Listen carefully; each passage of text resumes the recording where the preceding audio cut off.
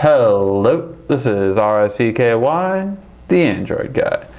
Hey guys, today I'm bringing you another benchmark, and that is for the Galaxy Mega 6.3. This is the AT&T model in the US.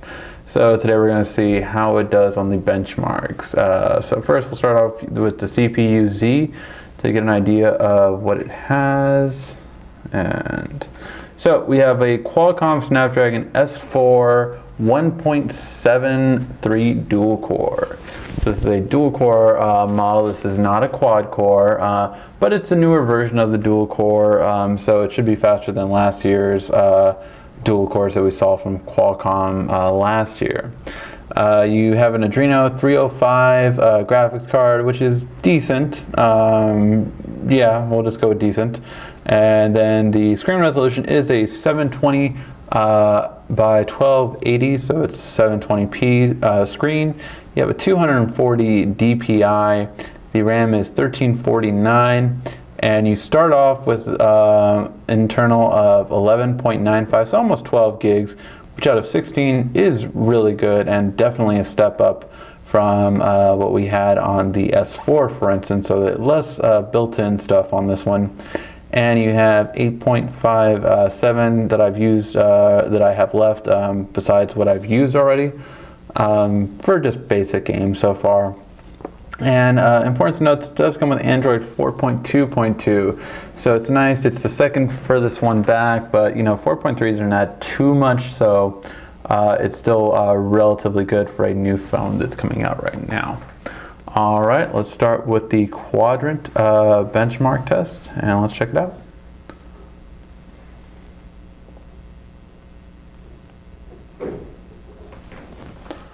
So it is going through the CPU pretty quick. And as you can see, it's pretty much going through a lot of this fairly quickly.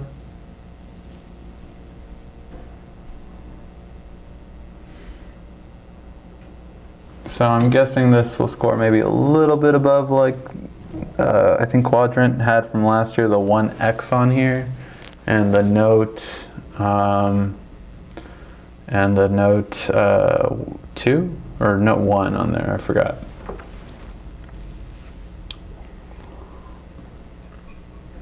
See the frames per second lagging a bit. Okay, and it's done. So let's check it out. It scored pretty high on Quadrant. I mean, definitely good for model. So definitely comparing to the 1X from last year with a good dual core. Sorry, the 1X that I think it has. I forget if it's the dual core Snapdragon or if it was the quad core Tegra 3. I believe the quad core Tegra 3 was the X Plus. So. But fairly good, definitely on this one for the score. So let's go to the next one, and that score is 8264. And then just close down everything. Let's go through Antutu benchmark test. Now Antutu does more of the quad processors, so this one shouldn't rank as high, of course, but we'll test it out. The last one I got on there was 13580, which isn't necessarily the best score for Antutu, so now we'll check it out and test again and start test.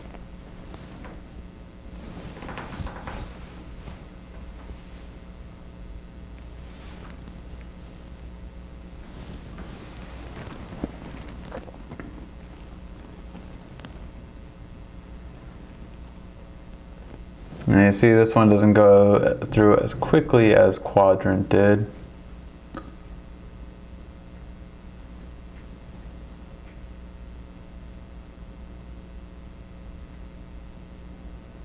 But not too much of a slouch either.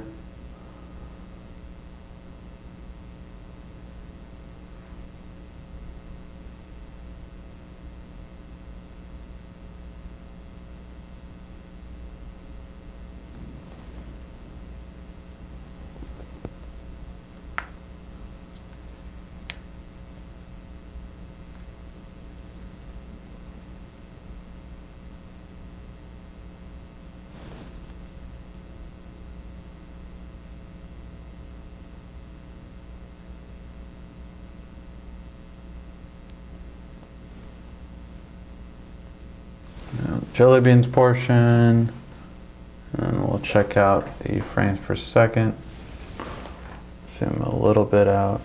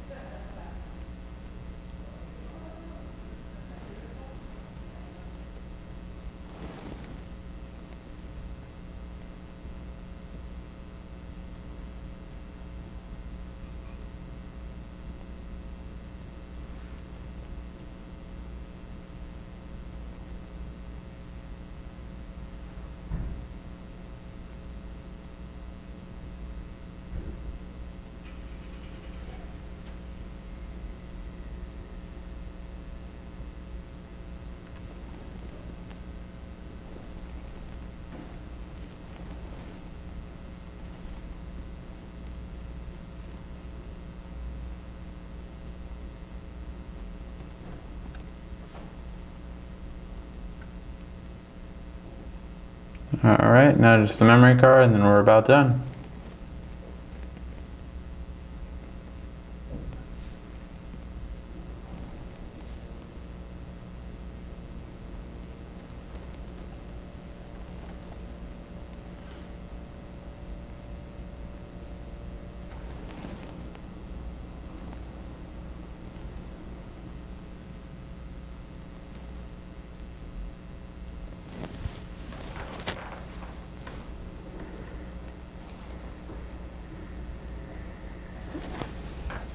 And now the read speed of the internal storage. And there we have it. So 13,823 is the final number. And now we can see where it lands. So this one landed lower than the S3, which is pretty strange. Technically, I mean, this one is a bit faster compared to last year's S3. Well, I guess it depends if it's the international one. Maybe with the quad core, it was more in line, but it did beat the Note 10 or Nexus 10 and Nexus 7 from last year, but not this year's top models, of course. So let's check out the last one, which is the 3D Mark. If you have seen my other benchmark tests, you know that I cannot run 3D Mark, unfortunately. They do flag down if you do use that. So I thought I'd just show you where it scored when testing these out. So I got a 5024 for the one I ran beforehand, which if you see where a lot of the top ones are, like the G2 and the S4, it tends to rank in around the 1200s. So definitely a little bit different from that one. And let me just go over here so we can see just where. So it ranks lower than the Nexus 10, then the Xperia Z, then the Droid DNA, then the Optimus G. So it definitely ranks lower compared to a lot of the models from this year and some even from last year. So just not the fastest when it comes to the regular test, and now when it comes to the extreme test, this one ranked 2744, so even a little bit lower comparing to, again, some of the higher end ones, which let's take a look at those. So for the extreme, it's not switching to it, there we go. So for the extreme, if we scroll down, so we're talking pretty low. I mean, there's like the Droid Incredible LTE, the Asus Pad phone, the Motorola Phantom. So definitely not in the 3D area. It's going to be good. I mean, there's the Galaxy Express. So not too high up there when it comes to the 3D graphics. Alright guys, so those are the benchmark tests. If you have any questions on the device, feel free to ask. This has been RICKY, the Android Guy.